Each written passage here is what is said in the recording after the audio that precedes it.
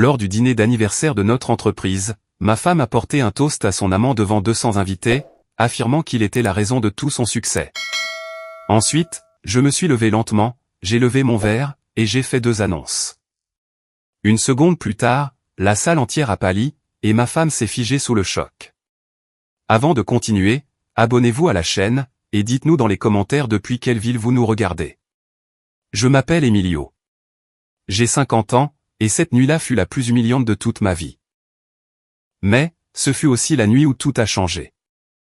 L'hôtel Grand Palacio possède une salle de réception au 14e étage avec une vue imprenable sur toute la ville.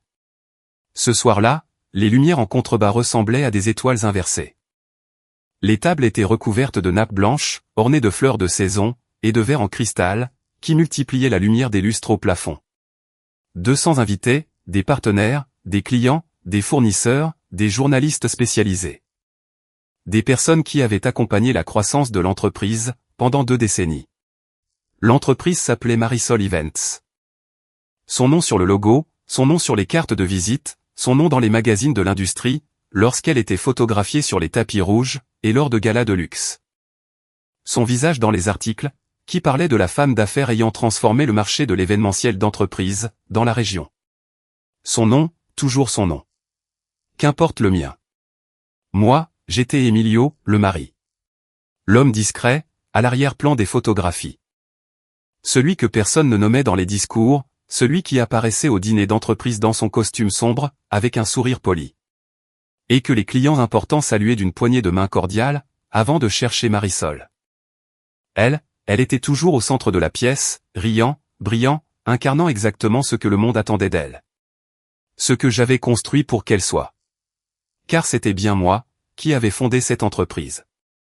Il y a 20 ans, avec 4 000 € que j'avais économisés au fil des années en travaillant dans la logistique d'entreprise, j'ai loué un petit bureau en centre-ville, j'ai embauché 2 assistants, et j'ai mis sur pied ce qui n'était alors qu'une simple idée. La coordination d'événements, pour les entreprises de taille moyenne, qui n'avaient pas leur propre structure pour organiser leur propre réception.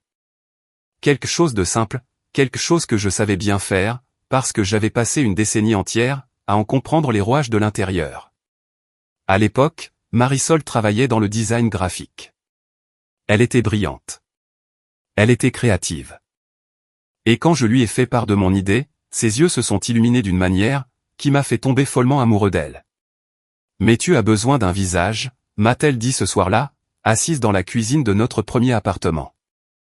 Quelqu'un que les clients verront, et dont ils se souviendront. Tu es doué avec les chiffres, avec la logistique, pour résoudre les problèmes.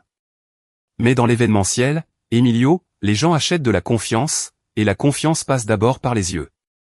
Elle avait raison. Elle a toujours été intelligente, sur ce point. Alors, nous l'avons construite ensemble. Moi de l'intérieur, concevant les processus, négociant avec les fournisseurs, résolvant les imprévus qui sont quotidiens, et brutaux dans ce métier. Elle de l'extérieur, en étant le visage, l'image, la voix que les clients entendaient, et retenaient. C'était un arrangement parfait. Ou du moins, c'est ce que j'ai cru, pendant 20 ans.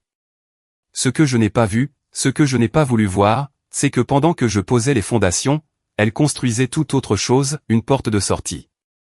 Fernando a rejoint l'entreprise, il y a 4 ans. Je l'ai embauché moi-même. Directeur commercial, 38 ans, charismatique, avec une excellente présentation, et un bilan de vente qui était impressionnant sur le papier. Je l'ai interviewé personnellement, j'ai vérifié ses références, et je lui ai offert un salaire de 8 500 € par mois, plus les commissions.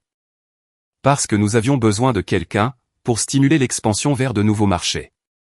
J'ai signé son contrat, de mes propres mains. Les premiers mois, tout s'est bien passé. Les chiffres étaient en hausse. De nouveaux clients affluaient. Fernando possédait cette énergie, dont les équipes de vente ont besoin. Cette capacité à entrer dans une pièce, et à faire croire à tout le monde, que le meilleur restait à venir. Je ne sais pas exactement quand les autres choses ont commencé, mais il y avait des signes, que j'ai choisi d'ignorer. Marisol qui rentrait tard, avec des excuses qui semblaient trop répétées. Des messages sur son téléphone, qu'elle gardait face contre table. Des rires et des appels, qui étaient coupés net, dès mon entrée dans la pièce.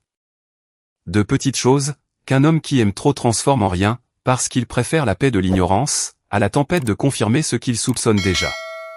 J'ai été un idiot, pendant des mois. J'ai été un idiot fini, jusqu'à une certaine nuit, où Elena, notre comptable de confiance, m'a appelé au téléphone, avec une voix qui n'était pas son ton habituel. C'était une voix plus basse, plus grave. La voix de quelqu'un qui s'apprête à vous annoncer une chose, dont il sait qu'elle va vous faire souffrir. Emilio, m'a-t-elle dit, j'ai besoin que tu viennes au bureau tôt demain, avant que quiconque n'arrive. Il y a des choses dans les états financiers, qui ne collent pas. Des choses qui ne collent pas depuis un moment, et je crois que tu dois les voir par toi-même. Avant qu'il ne soit trop tard. Cet appel a tout changé. Non pas parce qu'il m'apprenait quelque chose, que je ne pouvais imaginer. Mais parce que cette nuit-là, pour la première fois depuis des années, j'ai arrêté de choisir l'aveuglement. Et ce que j'ai découvert, m'a glacé le sang. Mais pour l'instant, vous devrez attendre pour le savoir, car je dois d'abord vous raconter ce qui s'est passé ce soir-là, dans la salle de réception de l'hôtel Grand Palacio. J'ai besoin que vous soyez là avec moi, assis à cette table d'honneur. Regardant Marisol tapoter son verre en cristal avec une cuillère en argent, pendant que le son se propageait dans la salle, jusqu'à ce que 200 personnes arrêtent de parler en même temps. J'ai besoin que vous ressentiez ce que j'ai ressenti lorsqu'elle a ouvert la bouche. Et quand vous aurez compris cela, vous comprendrez aussi pourquoi je me suis levé. Et pourquoi les deux choses que j'ai annoncées ce soir-là ont détruit en quelques secondes tout ce qu'elle avait planifié depuis des mois. Lorsque Marisol a réclamé le silence, la salle a obéi immédiatement. Elle le faisait toujours. Elle possédait ce don étrange, de transformer n'importe quel espace, en sa propre scène. Elle se mouvait entre les tables avec un naturel qui semblait inné, mais dont je savais qu'elle l'avait pratiqué, parce que je l'avais vu s'exercer. J'avais assisté aux répétitions devant le miroir, aux ajustements de son ton de voix, à la posture calculée pour paraître spontanée. C'était une performance parfaite, et cette nuit-là allait être son meilleur spectacle. 20 ans, a-t-elle commencé, et sa voix a rempli la pièce avec cette chaleur étudiée, que les clients qualifiaient toujours d'authentique. 20 ans à construire quelque chose, qui nous rend tous fiers aujourd'hui. 20 ans de travail, de sacrifices, de nuits blanches, et de matins qui valaient chaque effort. La salle a applaudi. Moi, je n'ai pas applaudi. J'ai gardé les mains sur la table, et je les fixais, en attendant, car je savais ce qui allait suivre. Il y a une personne, a continué Marisol. Et à cet instant, elle a levé son verre en direction de Fernando, qui était assis à 3 tables de là, avec un sourire qu'il ne pouvait dissimuler. Sans qui, rien de tout cela n'aurait été possible. Une personne qui est entrée dans nos vies, et qui a complètement transformé la direction de cette entreprise. Qui nous a donné une vision, quand nous étions perdus. Qui nous a donné de la force, quand nous étions épuisés. Ce toast est pour lui. Parce que tout ce que nous avons accompli, tout ce que nous sommes aujourd'hui, nous le devons à Fernando. Le silence a duré, exactement 2 secondes. Puis, les applaudissements ont retenti. Et à ce moment-là, quelque chose en moi, qui était resté très calme pendant 8 mois, quelque chose que j'avais gardé sous contrôle avec une discipline qui m'avait coûté plus cher que quiconque ne pourrait l'imaginer, s'est finalement mise en place. Comme la dernière pièce d'un puzzle. Je me suis levé lentement, et j'ai demandé le micro. Le microphone pesait moins lourd que je ne l'espérais. Ce fut la première chose que j'ai pensé, en le tenant dans ma main. Quelque chose de si petit, pour ce que je m'apprêtais à faire. Quelque chose de si léger, pour le poids de tout ce que je portais, depuis 8 mois. Marisol m'a regardé depuis l'endroit, où elle se tenait. Son sourire n'avait pas complètement disparu, mais quelque chose en lui, avait changé. Une petite fracture, presque invisible, comme un verre en cristal qui semble encore entier, mais qui porte déjà une fissure à l'intérieur. Elle me connaissait trop bien. Elle savait que je ne demandais jamais de micro, que je ne faisais pas de discours, que j'étais l'homme de l'ombre, celui qui résolvait les problèmes de l'intérieur, sans que personne ne le voie. En 20 ans de mariage et d'entreprise, je ne m'étais jamais tenu, devant une salle pleine de monde, pour dire quoi que ce soit. C'était son territoire. Et maintenant, je me tenais, sur son territoire. J'ai vu comment ses doigts se sont resserrés, un peu plus sur le cristal de son verre. J'ai vu comment Fernando a cessé de sourire, pour la première fois de la soirée. J'ai vu comment Léopoldo, mon partenaire et ami de toujours, qui était assis à la table du fond, m'a regardé avec une expression qui mêlait de la curiosité, et quelque chose qui ressemblait beaucoup à de l'espoir. 200 personnes me fixaient. J'ai pris une grande inspiration, et j'ai pris la parole. Merci, Marisol, ai-je dit, et ma voix a résonné plus calmement, que je ne m'y attendais. 20 ans, c'est très long, et tu as raison de dire qu'il y a des personnes, sans lesquelles rien de tout cela n'aurait été possible. J'ai fait une pause. La salle retenait son souffle. J'ai moi aussi 2 choses à annoncer ce soir, et je pense que c'est le moment idéal pour le faire, devant vous tous, qui avez fait partie de cette histoire. Marisol a fait un petit pas, presque imperceptible vers moi, mais je l'ai vu. Emilio, a-t-elle murmuré à voix basse, en gardant ce sourire figé sur son visage, mais avec des yeux, qui me disaient tout autre chose. Il n'est pas nécessaire de. Ce matin, ai-je coupé calmement, sans élever la voix d'un seul ton. J'ai signé une session de mes parts, dans Marisol Events. Le silence fut immédiat, total, comme si quelqu'un avait coupé le son du monde entier. J'ai vu le visage de Marisol changer. Le sourire avait disparu. Pas d'un coup sec, mais de la manière dont les choses s'effondrent, quand la réalité vous rattrape, plus vite que votre capacité à feindre. Ses yeux scrutaient les miens, avec une question qu'elle ne pouvait poser à voix haute, car 200 personnes l'observaient. Je cède mes parts à Leopoldo Adriano, notre partenaire fondateur, ai-je poursuivi, avec effet immédiat, et un soutien légal total. Ce qui signifie qu'à compter de ce soir, Leopoldo est l'actionnaire majoritaire de cette entreprise, et non plus Marisol. 3 secondes de silence absolu, puis la salle a explosé.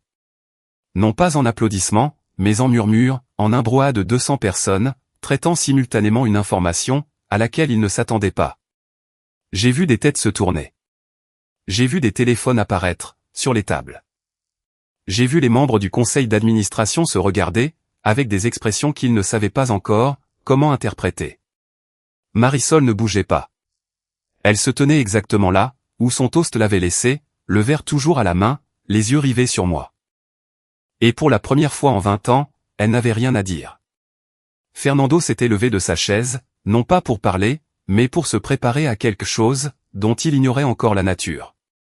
Je les ai regardés tous les deux, et j'ai annoncé la deuxième chose. Je tiens également à annoncer que ce matin, avant de signer cette session, j'ai formellement déposé les papiers du divorce. Après 20 ans de mariage, Marisol et moi allons suivre, des chemins séparés. Une autre vague de murmures, plus bruyante cette fois.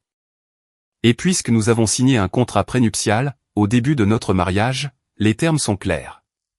L'appartement du centre-ville, les fonds d'investissement personnels, et les comptes internationaux que j'ai gérés pendant ces 20 ans, restent exclusivement, sous mon nom. C'est à ce moment-là, que le verre de Marisol a tremblé. Je l'ai vu. Je la regardais, quand c'est arrivé. Ses doigts ont perdu leur fermeté l'espace d'un instant, et le cristal a vibré dans sa main, comme s'il avait ressenti une petite secousse sismique. Elle ne l'a pas fait tomber, mais il s'en est fallu de peu. Emilio, a-t-elle dit, et cette fois, sa voix n'avait plus la chaleur d'auparavant. Elle contenait autre chose, quelque chose qui ressemblait davantage à de la peur. Ce n'est ni le lieu, ni le moment pour. C'est toi qui as choisi le lieu, ai-je répliqué. C'est toi qui as choisi le moment. Moi, je n'ai choisi que ce que j'allais y dire. Leopoldo s'était levé, à sa table du fond. Il n'a rien dit. Il est simplement resté debout. Et cela, d'une certaine manière, a suffi, car Leopoldo était le seul homme de cette pièce, à savoir tout ce que je savais. Le seul qui avait été à mes côtés pendant les 8 derniers mois, m'aidant discrètement à construire, ce que j'étais en train de détruire en public, ce soir-là. Il était mon ami, bien avant que l'entreprise n'existe, bien avant que Marisol n'entre dans ma vie. Et quand je lui ai révélé ce que j'avais découvert, il ne m'a pas demandé ce que j'allais faire. Il m'a demandé, comment il pouvait t'aider. C'est ça, un véritable ami. Marisol l'a vu debout, et quelque chose dans son expression a encore changé. Comme si elle calculait en temps réel, combien de choses échappaient à son contrôle. Et depuis quand? Ses yeux sont passés de Leopoldo à moi, de moi à Fernando, de Fernando aux membres du conseil, qui se regardaient toujours, sans savoir quelle position adopter. Fernando a essayé de prendre la parole. Je crois qu'il y a un malentendu, a-t-il lancé, et sa voix semblait plus faible, qu'il ne l'espérait probablement. Si vous me permettez de vous expliquer. Il n'y a aucun malentendu, Fernando, les yeux coupés. Et je l'ai regardé directement, pour la première fois de la soirée. Vous et moi nous connaissons bien. Je vous ai embauché. Je vous ai fait confiance, et vous avez pris cette confiance, pour décider de ce que vous alliez en faire. Il s'est tu. La salle aussi. Et dans ce silence, j'ai compris une chose, que je n'avais pas totalement anticipée. J'avais imaginé ce moment à maintes reprises, au cours de ces 8 mois. Je l'avais répété dans ma tête, en conduisant seul la nuit, quand je n'arrivais pas à dormir. Je l'avais reconstruit, ajusté, et perfectionné, jusqu'à ce que chaque mot soit exactement là, où il devait être. Mais je n'avais pas anticipé, ce que je ressentirais. Non pas le soulagement que j'attendais, mais le calme. Un calme profond, presque étrange. Comme celui qui survient après une très longue tempête, quand la pluie s'arrête enfin, que l'air a une odeur différente, et que le monde semble plus silencieux qu'avant. C'est ce que j'ai ressenti, debout devant 200 personnes, avec ce micro à la main. 20 ans à être invisible. 20 ans à bâtir dans l'ombre, pendant qu'une autre brillait, avec ce que j'avais construit. 20 ans à choisir le silence, parce que je croyais que l'amour était une raison suffisante pour ne pas chercher la reconnaissance. Et 8 mois, à découvrir lentement, avec une précision qui faisait plus mal chaque jour, que tout cela n'avait été qu'un mensonge soigneusement entretenu. J'ai de nouveau posé les yeux sur Marisol. Elle était toujours debout, tenant toujours son verre. Et dans ses yeux, sous la peur et sous la colère, qui commençaient déjà à poindre, il y avait autre chose. Quelque chose que j'ai reconnu, car je la connaissais mieux que quiconque. C'était la question, celle-là même dont je savais qu'elle se la posait, depuis l'instant où je m'étais levé de ma chaise, jusqu'où en sait-il? J'ai soutenu son regard, et je ne lui ai pas répondu. Pas encore. Parce que ce que je savais, dépassait de loin ce qu'elle pouvait imaginer, à ce moment-là. Et ce qui allait suivre, était bien pire que ce que quiconque dans cette salle, ne pouvait anticiper. Y compris elle, y compris Fernando, y compris les membres du conseil, qui pensaient assister à la fin de quelque chose. Ils n'assistaient pas à une fin. Ils assistaient à un commencement. Je suis retourné à ma place, j'ai posé soigneusement le micro sur la table, je me suis assis, j'ai pris mon verre d'eau, et j'en ai bu une gorgée, comme si je venais de faire un commentaire sur la météo. Et j'ai attendu, car la nuit était encore très jeune, et j'avais encore beaucoup de choses à dire. Les murmures ne cessaient pas. Ils ont continué d'enfler, au cours des minutes suivantes, comme une chose vivante qui se nourrissait d'elle-même. 200 personnes parlant à voix basse, se penchant sur les côtés, cherchant dans les yeux des autres, une quelconque confirmation de ce qu'ils venaient d'entendre. Les serveurs avaient arrêté le service. Les musiciens, qui étaient prêts à jouer après les discours, n'avaient pas bougé de leur place. Personne ne savait exactement ce qui se passait, mais tout le monde sentait que quelque chose de très grave venait de commencer. Marisol a repris contenance, plus vite que je ne l'espérais. Ça a toujours été sa force. Cette capacité à se recomposer en public, quand tout s'effondrait à l'intérieur. Je l'avais vu le faire lors de réunions de crise avec des clients difficiles, lors de négociations intenses, dans des moments où n'importe qui d'autre aurait laissé paraître la fêlure. Marisol n'avait jamais montré la fêlure, jusqu'à cette nuit-là. Elle s'est dirigée vers ma table, avec cette démarche qui lui était propre. Celle qu'elle utilisait quand elle voulait projeter un contrôle absolu. Elle s'est penchée vers moi, avec un sourire qui n'était destiné qu'à ceux qui pourraient nous observer de loin. Car de près, le sourire n'atteignait pas ses yeux. « À quoi tu joues » a-t-elle sifflé à voix très basse. « Je m'assois » ai-je répondu. « Emilio. » Sa voix avait ce tranchant, que je connaissais bien.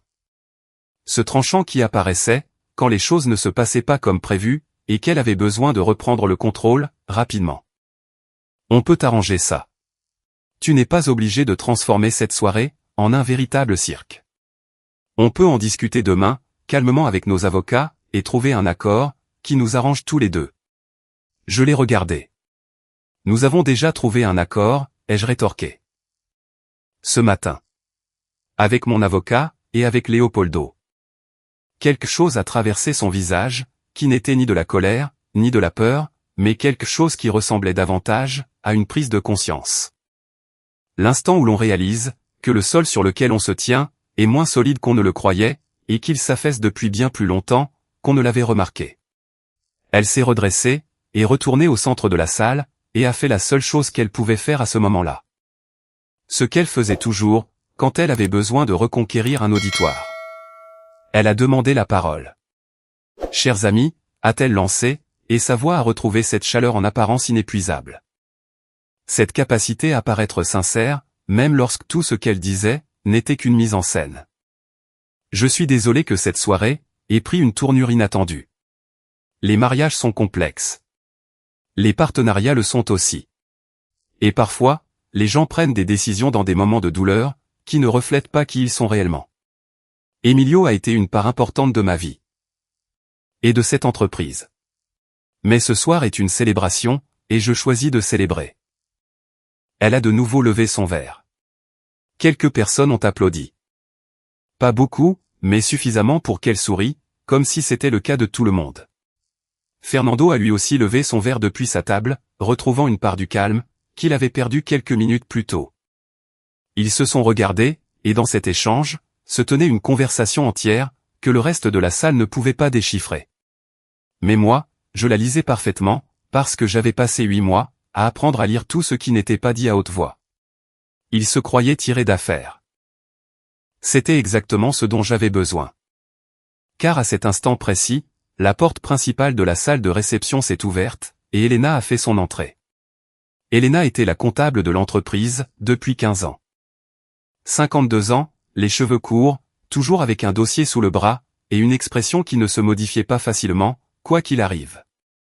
C'était le genre de personne qui, lors d'une réunion de crise, n'élevait jamais la voix, mais ouvrait ses feuilles de calcul, et pointait les chiffres du doigt, jusqu'à ce que tout le monde comprenne exactement la gravité de la situation.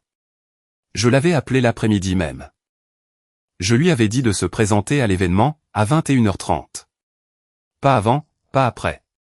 Il était 21h32. Elena n'était jamais en retard. Elle s'est dirigée vers ma table, sans un regard pour Marisol, sans un regard pour Fernando, sans regarder personne d'autre que moi.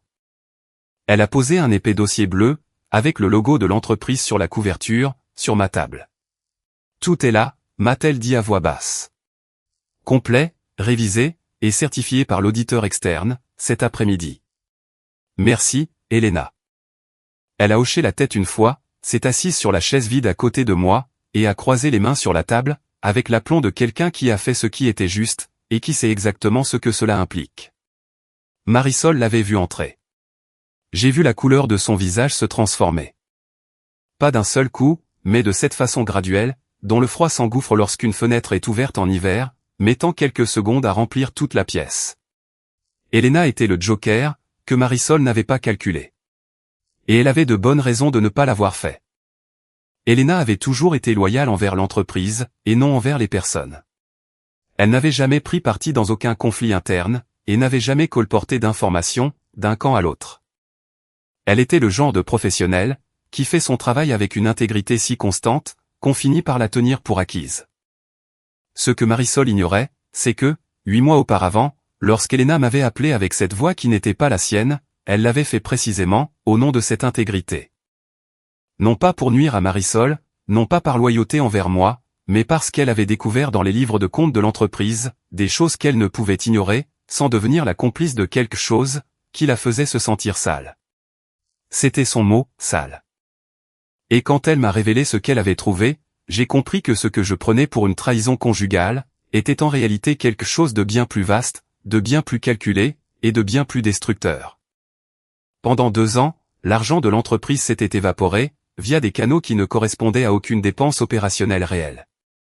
Des fournisseurs fictifs, des services qui n'avaient jamais été rendus, des factures qui s'équilibraient parfaitement sur le papier, mais qui, après un examen minutieux, ne reposaient sur rien de concret. Au total, entre Marisol et Fernando, ils avaient soutiré 380 000 € à l'entreprise. 380 000 € à l'entreprise que j'avais fondée, avec 4 000 € économisés sur plusieurs années. À l'entreprise que j'avais bâtie nuit après nuit, crise après crise, client après client. À l'entreprise qui portait le nom de ma femme, parce que je lui faisais une confiance absolue, et que je voulais qu'elle se sente partie prenante, de quelque chose qui était aussi à elle. Elle l'avait transformée en son distributeur automatique personnel, et Fernando avait été l'architecte technique de ce système. Quand Elena m'a montré les premiers documents ce matin-là, dans le bureau vide avant que quiconque n'arrive, je suis resté assis en silence pendant un temps, que je ne saurais mesurer. Je n'ai pas pleuré. Je n'ai pas crié. Je n'ai fait aucune de ces choses, qu'on imagine faire, en découvrant une telle trahison. Je suis resté immobile, puis je lui ai demandé de combien de temps elle aurait besoin, pour tout documenter de manière irréfutable. 6 mois, m'a-t-elle répondu. Je lui en ai donné 8. Parce que je voulais en être absolument certain. Parce que je voulais que le moment venu, il n'y ait aucune faille par laquelle s'échapper. Aucune ambiguïté, qu'un bon avocat pourrait exploiter. Aucun doute raisonnable. Seulement des faits, des chiffres, des preuves. Et le dossier bleu qu'Elena avait déposé sur ma table, contenait très exactement cela. Je me suis levé, pour la deuxième fois de la soirée. La salle est retombée dans le silence, plus vite que la première fois, car désormais, 200 personnes savaient que lorsque je me levais, quelque chose d'important était sur le point de se produire. J'ai pris le dossier. Je m'excuse d'interrompre la célébration une fois de plus, ai-je déclaré, et ma voix paraissait tout aussi calme qu'auparavant. Ce calme qu'il m'avait tant coûté de forger, et qui, ce soir, faisait exactement ce dont j'avais besoin. Mais il y a des informations, que les partenaires, les clients, et les membres du conseil d'administration présents ce soir, ont le droit de connaître. Fernando s'est levé de sa chaise. Emilio, a-t-il dit, et cette fois, sa voix contenait une intonation inédite. Je vous conseille, de bien réfléchir avant de.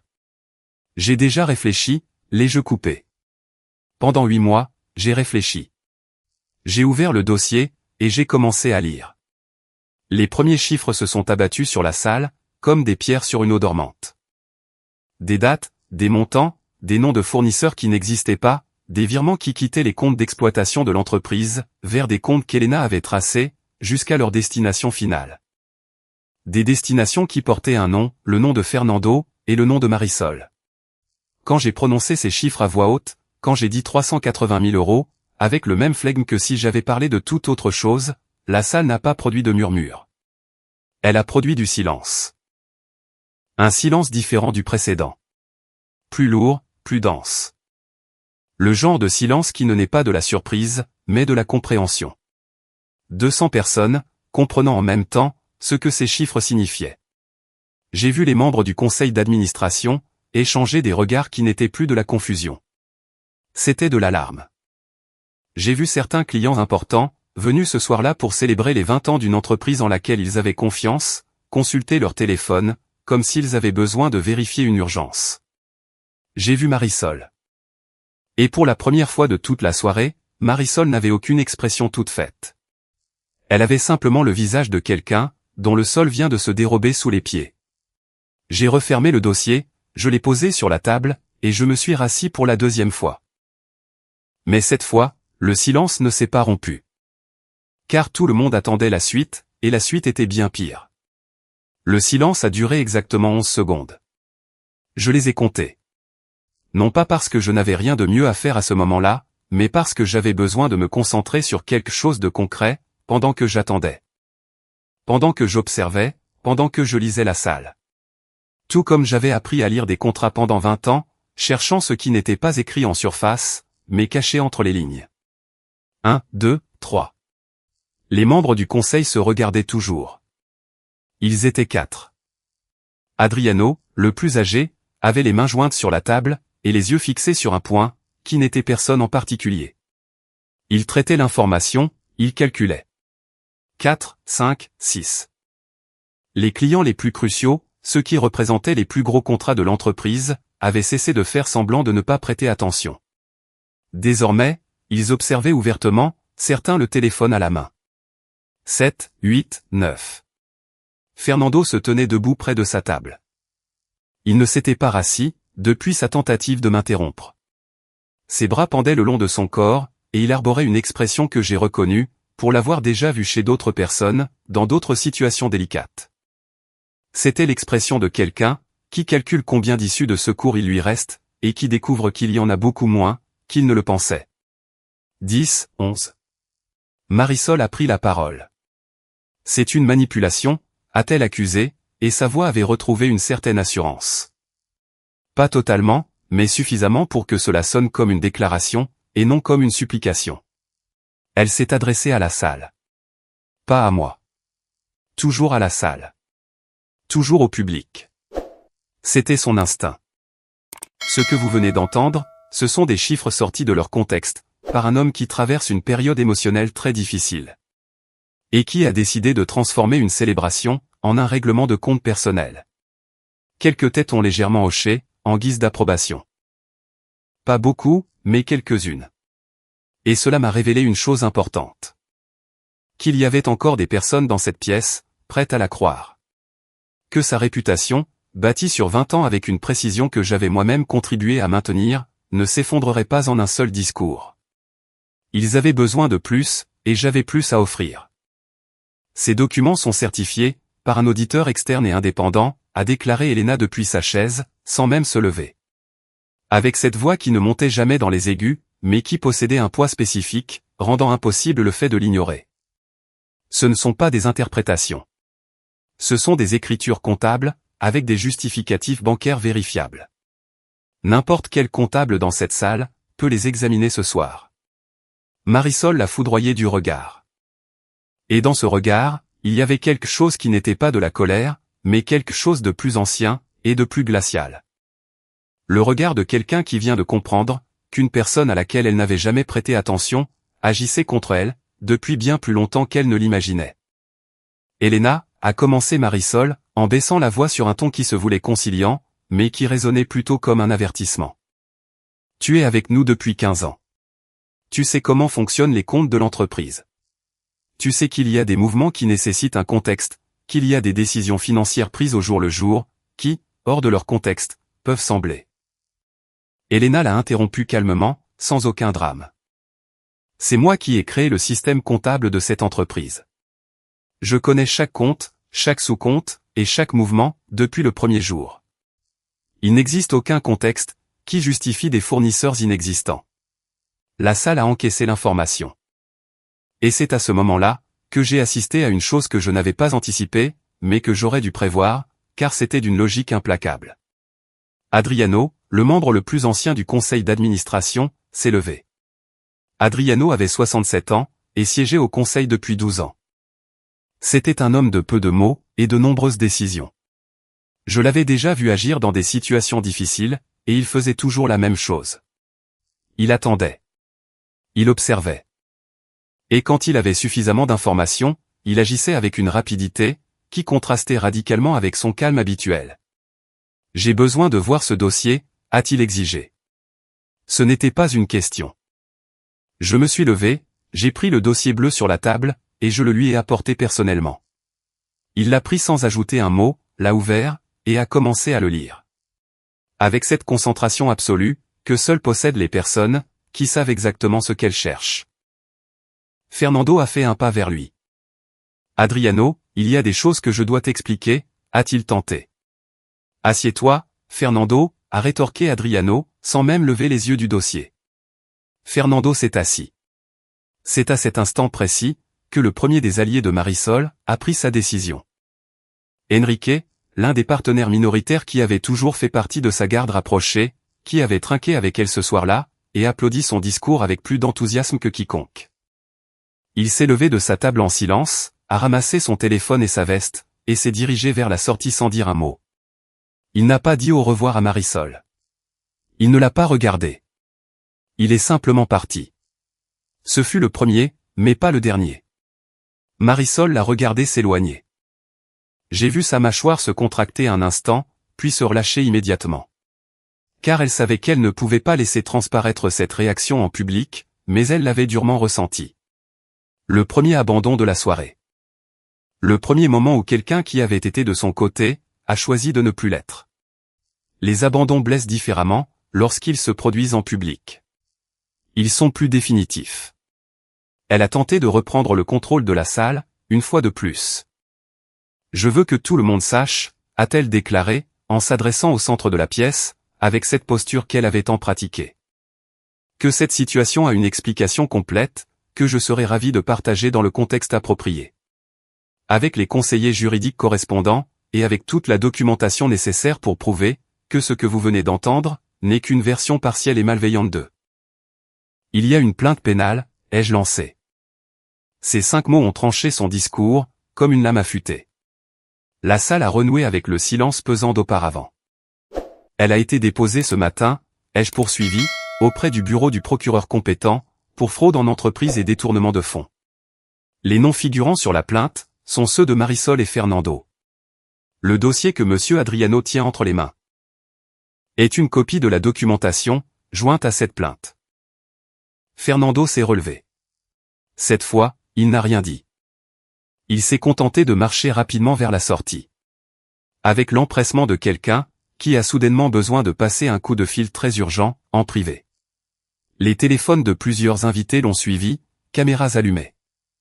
Et j'ai compris que ce qui se passait dans cette salle ferait le tour des réseaux sociaux, avant même la fin de la nuit. Marisol l'a regardé partir. Et à cet instant, j'ai vu quelque chose que je n'avais jamais vu, en 20 ans de mariage. J'ai vu Marisol perdre le fil. Pas brusquement, mais de la manière dont une personne, qui a toujours su exactement quoi faire dans n'importe quelle situation, se retrouve pour la première fois sans scénario. Sans prochaine étape, sans réponse préparée. Ses yeux se sont posés sur la porte par laquelle Fernando venait de sortir, puis sur Adriano, qui lisait toujours le dossier. Puis sur les autres membres du conseil, et enfin sur les clients importants, qui discutaient maintenant à voix basse, avec des expressions qui ne présageaient rien de bon. Elle est restée immobile, au centre de la pièce. Pour la première fois de la soirée, plus personne ne la regardait en attendant sa prochaine parole. Il l'observait, attendant de voir ce qu'elle allait faire, alors qu'elle n'avait plus rien à dire.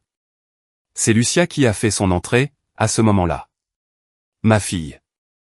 31 ans, avocate, la personne qui me ressemble le plus au monde. Elle était arrivée ce soir-là, exactement à l'heure que je lui avais indiqué, pas une minute avant, ni une minute après. Parce que Lucia était comme ça, exacte, précise. Avec son propre dossier sous le bras, et une expression qui n'était pas triomphante, mais plutôt sereine, et profonde.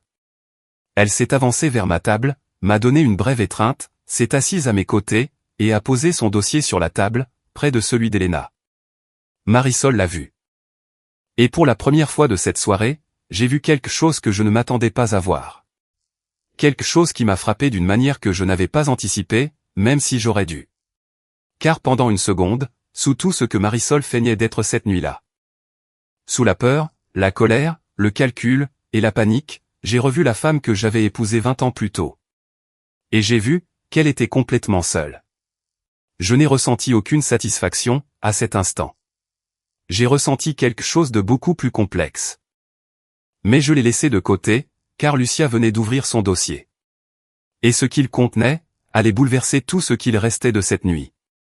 Car la plainte pénale, les 380 000 €, le transfert des actions, le divorce. Tout cela, que la salle venait tout juste de digérer avec difficulté, n'était que la partie que j'avais décidé d'exposer en premier. Ce n'était pas le plus grave. La partie la plus grave avait été dissimulée pendant bien plus longtemps. Et il avait fallu 3 mois à Lucia pour la découvrir. 3 mois avant cette soirée, Lucia m'avait appelé à 23 heures. Il n'était pas rare qu'elle m'appelle tard. Cela avait toujours été le cas depuis qu'elle était toute petite. Les conversations importantes de Lucia se déroulaient la nuit, lorsque le monde s'apaisait, et qu'elle pouvait réfléchir clairement. Mais ce soir-là, sa voix avait une intonation inhabituelle. Quelque chose que, chez n'importe qui d'autre, j'aurais qualifié de nervosité. Mais chez Lucia, qui était la personne la plus calme que je connaisse, cela ressemblait plutôt à de la prudence. La prudence de quelqu'un qui a découvert quelque chose, et qui ne sait pas encore exactement à quel point c'est énorme. Papa, a-t-elle commencé, tu te souviens que tu m'as demandé de vérifier les registres de propriété, pour les 5 dernières années? Je le lui avais demandé 4 mois auparavant, lorsque je montais encore le dossier avec Elena. Je lui avais dit de chercher tout mouvement d'actifs immobiliers, lié à l'entreprise, ou à Marisol personnellement. Je pensais peut-être trouver une propriété achetée avec des fonds détournés, quelque chose qui s'ajouterait au tableau d'ensemble. Je ne m'attendais pas du tout à ce qu'elle a trouvé. J'ai trouvé quelque chose, a-t-elle affirmé. Mais j'ai besoin que tu viennes à mon bureau, demain. Je ne veux pas en parler au téléphone. Le lendemain, je suis arrivé à son bureau à 8 heures du matin. Lucia y était déjà. Elle avait 3 écrans allumés, et des documents organisés en piles, qui auraient semblé être un véritable chaos, pour n'importe qui d'autre. Mais je savais que, pour elle, c'était un système parfaitement lisible. Elle m'a fait asseoir, et m'a expliqué, il y a 5 ans, alors que l'entreprise était à son pic d'expansion, et que les revenus avaient augmenté de 40% 2 années de suite, Marisol a créé une entreprise parallèle. Une société à responsabilité limitée, avec un nom générique. Qui n'avait aucun lien visible avec Marisol Events, ou avec aucun de nous deux. Elle l'a enregistré, en utilisant Aurora comme associé. Ce nom m'a fait l'effet d'un coup d'arrêt.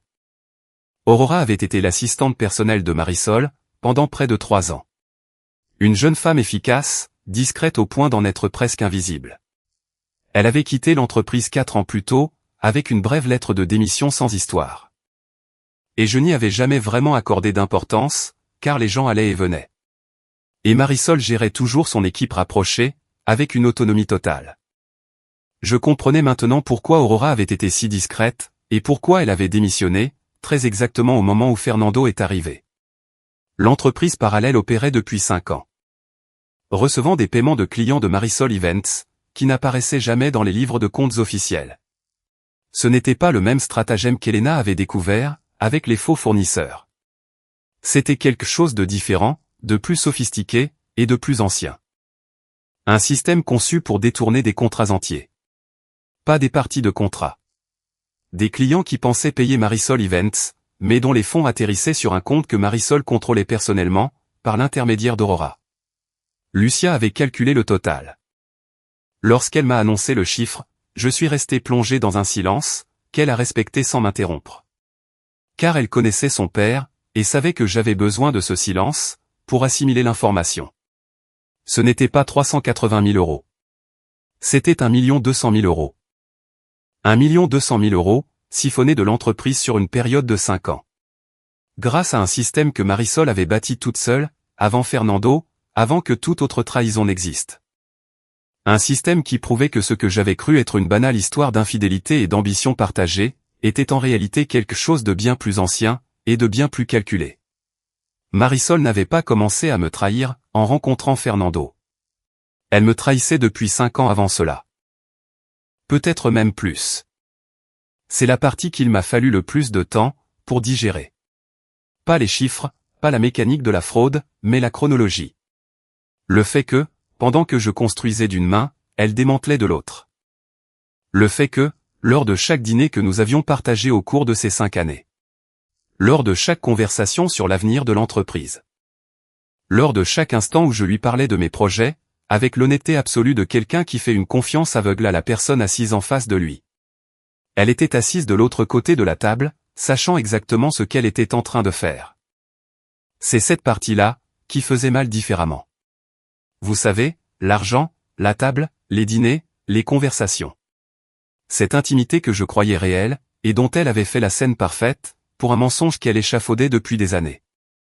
Lucia a posé une main, sur mon bras. Papa, il y a autre chose. J'ai levé les yeux vers elle. Aurora a signé une déposition, m'a-t-elle annoncé.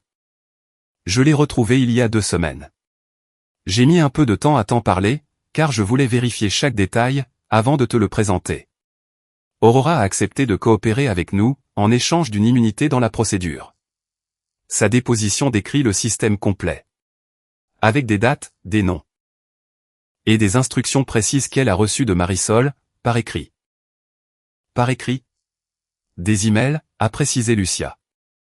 12 emails, dans lesquels Marisol explique étape par étape, comment gérer les paiements, comment répondre si un client pose des questions, et que faire si quelqu'un de l'entreprise commence à poser des questions dérangeantes. J'ai fermé les yeux, un instant. 12 emails, des instructions étape par étape. Ce n'était pas une erreur. Ce n'était pas une décision prise dans un moment de faiblesse, ou par une soudaine bouffée d'ambition. C'était un plan conçu avec soin, exécuté avec patience, par la femme avec laquelle je dormais chaque nuit. Et à qui j'avais accordé ma confiance de manière inconditionnelle, parce que je n'aurais jamais imaginé qu'il existe des conditions, sous lesquelles cette confiance, puisse être utilisée contre moi de cette façon. Où est Aurora maintenant, ai-je demandé. En lieu sûr, a répondu Lucia. Et ce soir, si nous avons besoin d'elle, elle est disponible par appel vidéo. Voilà ce que Lucia gardait, dans son dossier. la déposition d'Aurora, les 12 emails, le registre complet de l'entreprise parallèle, la trace bancaire du 1 200 000 €. Et la disponibilité d'Aurora, prête à apparaître à l'écran, si la salle avait besoin d'entendre l'histoire de la bouche de quelqu'un, qui avait été à l'intérieur du système depuis le tout début. De retour dans la salle de réception de l'hôtel Grand Palacio, Lucia était donc assise à côté de moi, avec son dossier sur la table.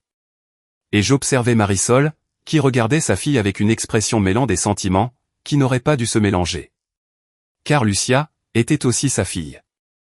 Ce fut le terrain le plus miné, de toute la soirée. Mais Lucia avait pris sa décision, 3 mois plus tôt en lisant ses emails, et elle n'avait pas hésité depuis. Qu'y a-t-il dans ce dossier, a demandé Marisol.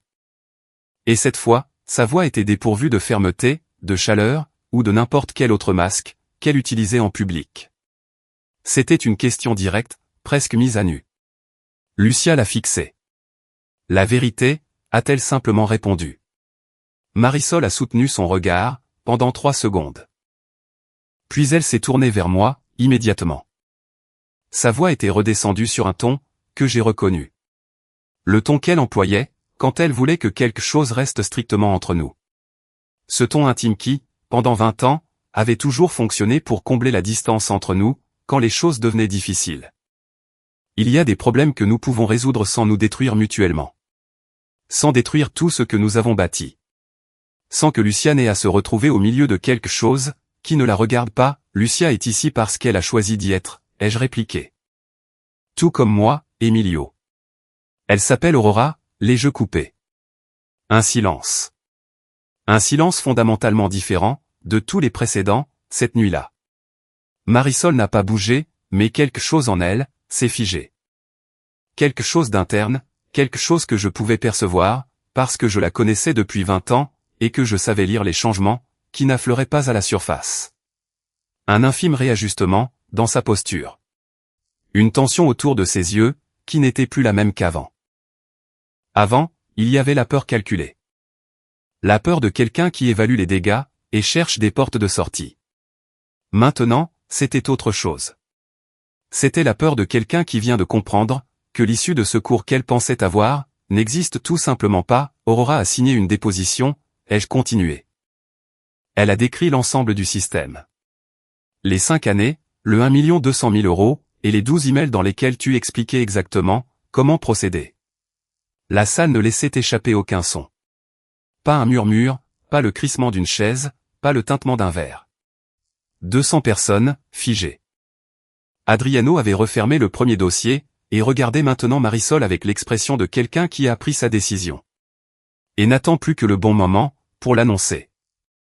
2 des clients les plus importants se tenaient déjà près de la sortie, parlant à voix très basse dans leur téléphone. Et Marisol, au centre de cette salle qui avait été sa scène pendant 20 ans, était complètement seule. Fernando n'était pas revenu.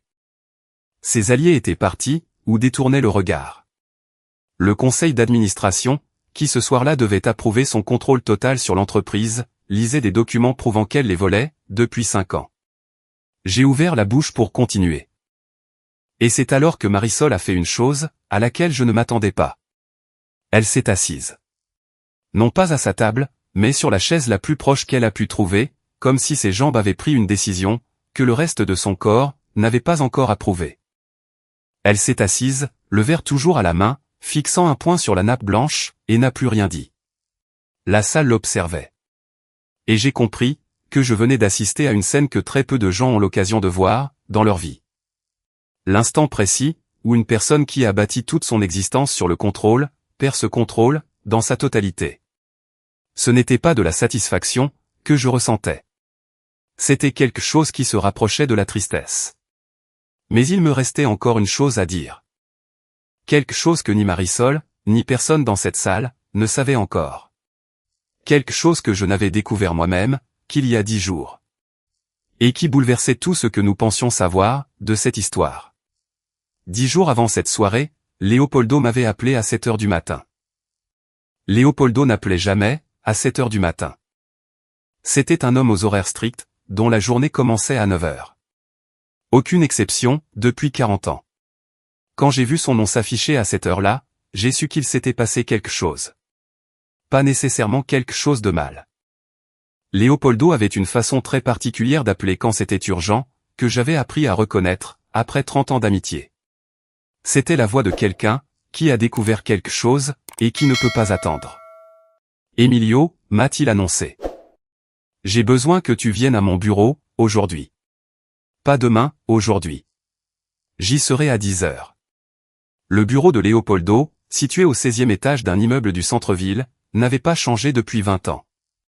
Les mêmes meubles en bois sombre, les mêmes étagères remplies de dossiers classés par année et par sujet. Et le même immense bureau, derrière lequel Léopoldo semblait toujours être exactement à sa place. Ce matin-là, il se tenait debout, près de la fenêtre, quand je suis entré. C'était inhabituel. Léopoldo ne restait pas debout, près de la fenêtre. Léopoldo était derrière son bureau. Toujours. Il s'est retourné à mon entrée. Il m'a dévisagé une seconde, sans dire un mot. Puis, il a marché jusqu'à son bureau, a ouvert le tiroir central, et en a sorti une épaisse enveloppe Kraft, scellée, avec mon prénom écrit à la main sur le devant. Une écriture que j'ai reconnue immédiatement. Ce n'était pas l'écriture de Léopoldo. C'était celle de mon père. J'ai fixé cette enveloppe, pendant un temps que je ne saurais mesurer. Mon père était mort depuis 8 ans. 8 années durant lesquelles j'avais réglé sa succession, fermé sa maison, donné ses vêtements, conservé ses photographies. 8 années durant lesquelles je pensais avoir fait le tri, de tout ce qu'il restait de lui, dans ce monde matériel. Et voilà qu'apparaissait une enveloppe, avec son écriture, que je n'avais jamais vue. D'où sors-tu ça, ai-je demandé. Léopoldo s'est assis. Ton père me l'a confié, 3 mois avant sa mort, a-t-il expliqué. Il m'a demandé de te la remettre, quand je penserai que tu en aurais besoin. Ses mots exacts étaient ceux-ci, quand tu penseras qu'il en a besoin. Et pendant 8 ans, j'ai cru que ce moment n'était pas arrivé. Et maintenant? Maintenant, je pense qu'il est là. Je l'ai ouverte sur le champ. Debout, devant le bureau de Léopoldo, baigné par la lumière matinale filtrant par les fenêtres du 16e étage. À l'intérieur, se trouvaient 2 choses. Une lettre manuscrite de 4 pages, de la petite écriture soignée de mon père, et un document juridique sur du papier à en-tête d'un cabinet d'avocats que je ne connaissais pas, daté d'il y a 16 ans. J'ai commencé par la lettre. Je ne vais pas répéter chaque mot que mon père a écrit. Il y a des choses qui appartiennent à l'espace intime, entre un père et son fils. Et qui n'ont pas besoin d'autres témoins, que ceux qui les ont vécues. Mais je vais vous dire, ce qu'il fallait savoir pour comprendre la suite. Mon père savait. Pas tout, mais suffisamment. 3 mois avant de mourir, alors qu'il était déjà malade, et doté de cette lucidité qui accompagne parfois la proximité de la fin. Il avait engagé un détective privé. Non pas pour surveiller Marisol, mais pour vérifier une information, qui lui était parvenue sous forme de rumeur, par un contact dans le secteur financier. La rumeur était la suivante. Lorsque j'ai fondé l'entreprise, il y a 20 ans, les 40 000 € que j'ai utilisés comme capital de départ, ne provenaient pas uniquement de mes économies. La moitié, soit 20 000 €, provenait d'un fonds d'investissement privé, qu'une connaissance m'avait présenté comme une opportunité, pour les entrepreneurs. Un prêt sur 5 ans, avec des conditions qui semblaient raisonnables à l'époque, et que j'avais intégralement remboursé par anticipation. Ce que je ne savais pas, ce que personne ne m'avait jamais dit, c'était qui contrôlait réellement ce fonds d'investissement. Le fonds appartenait à Enrique. Ce même Enrique qui, ce soir-là, était dans la salle de réception en train d'applaudir le toast de Marisol. Et qui avait été le premier à se lever et à partir en silence, quand la situation a commencé à se compliquer. Enrique et Marisol se connaissaient, bien avant qu'elle ne me rencontre. Le détective engagé par mon père l'avait documenté. Des photographies, des registres de réunions, un fil rouge reliant Enrique à Marisol, bien avant que je n'apparaisse dans le tableau. Et la conclusion à laquelle mon père était parvenu, consignée sur ces 4 pages de sa petite écriture soignée, m'a demandé plusieurs minutes de silence, pour l'accepter pleinement. Marisol ne m'avait pas rencontré par hasard. Enrique lui avait parlé de moi. De mon projet, du potentiel qu'il voyait dans cette idée de coordination d'événements. Et Marisol a surgi dans ma vie au moment exact, et de la manière exacte, pour s'intégrer à ce projet. Non pas parce qu'elle était tombée amoureuse de moi, mais parce qu'Enrique et elle y avaient vu une opportunité. L'idée était simple, rétrospectivement. J'avais les connaissances, la capacité opérationnelle, et la vision nécessaire pour bâtir quelque chose de concret. Ils avaient besoin de quelqu'un, pour faire le travail de l'intérieur, tandis qu'ils contrôleraient la structure de l'extérieur. Marisol en tant que visage public, Enrique en tant que soutien financier occulte, et moi comme le moteur, qui ferait tourner la machine.